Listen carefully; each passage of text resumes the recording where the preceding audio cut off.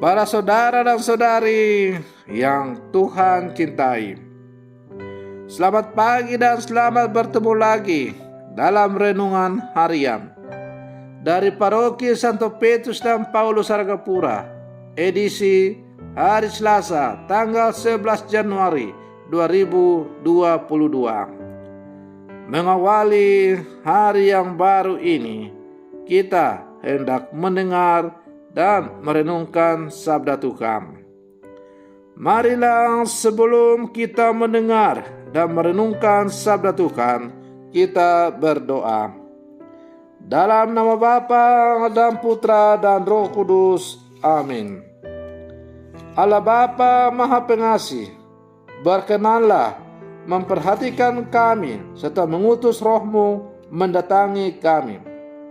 Semoga kami percaya bahwa Engkau telah bersabda melalui Yesus, Guru kami yang sejati. Bersabdalah ya Tuhan, kami siap untuk mendengarkan. Terpujilah Engkau Bapa, Putra dan Roh Kudus, kini dan sepanjang segala masa. Amin. Para saudara dan saudari yang Tuhan cintai, sabda Tuhan yang hendak kita dengar dan kita renungkan untuk mengawali hari yang baru ini, hari Selasa, dalam masa biasa yang pertama, diambil dari Injil Markus pasal 1 ayat 21b sampai 28. Tuhan bersamamu. Inilah Injil Tuhan kita Yesus Kristus menurut Santo Markus. Pada satu hari Sabat, Yesus masuk ke dalam rumah ibadat dan mengajar. Mereka takjub mendengar pengajarannya, sebab ia mengajar mereka sebagai orang yang berkuasa, tidak seperti ahli-ahli Taurat.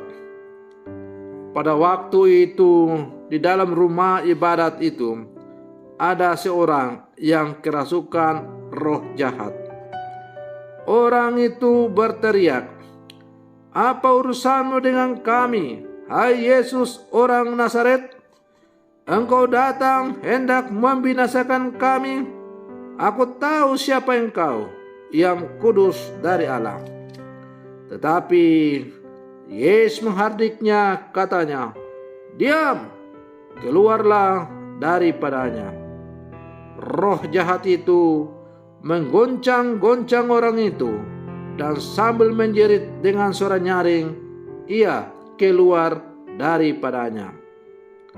Mereka semua takjub sehingga mereka memperbincangkannya, katanya, "Apa ini? Suatu ajaran baru?" Ia berkata-kata dengan kuasa.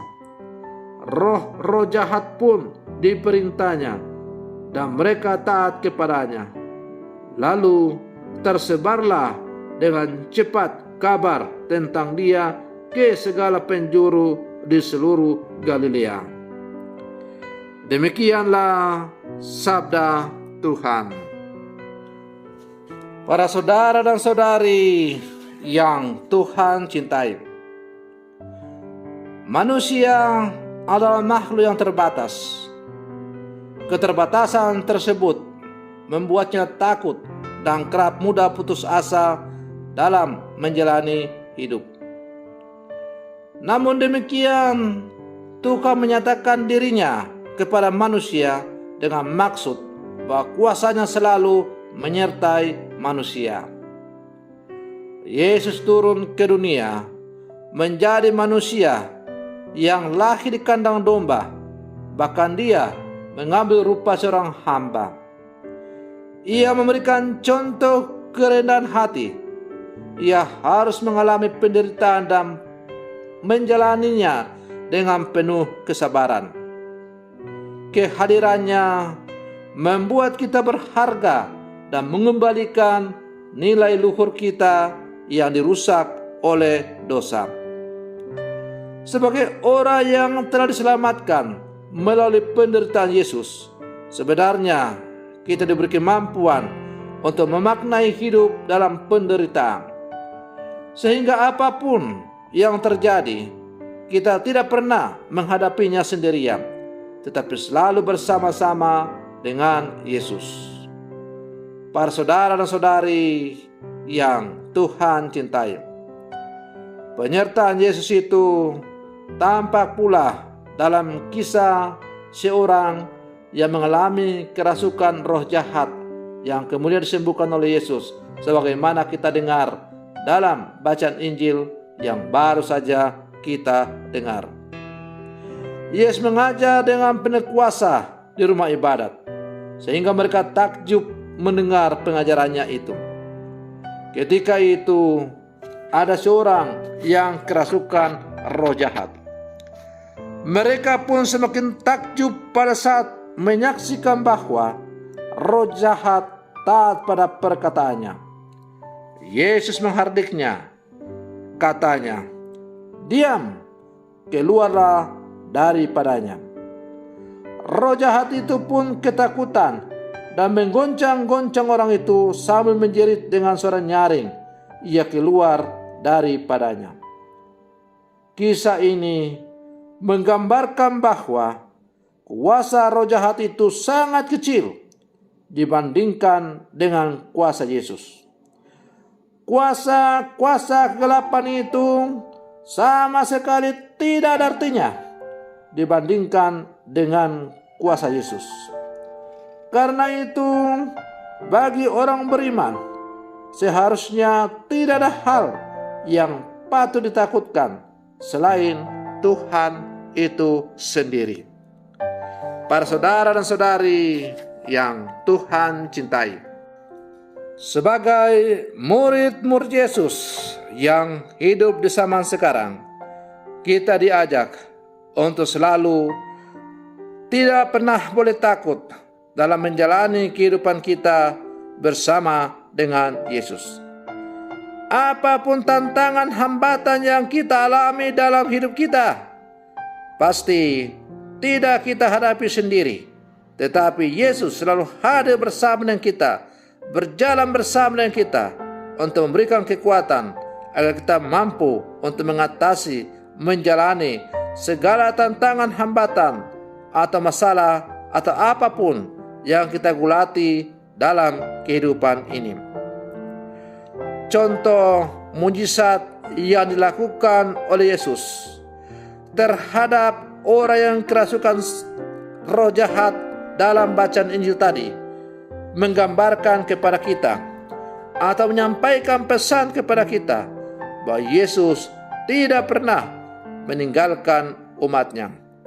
Sejauh kita selalu sadar dan mengarahkan selalu hidup kita, pandangan kita kepada Allah, maka yakin dan percayalah, maka Yesus tidak akan pernah meninggalkan kita.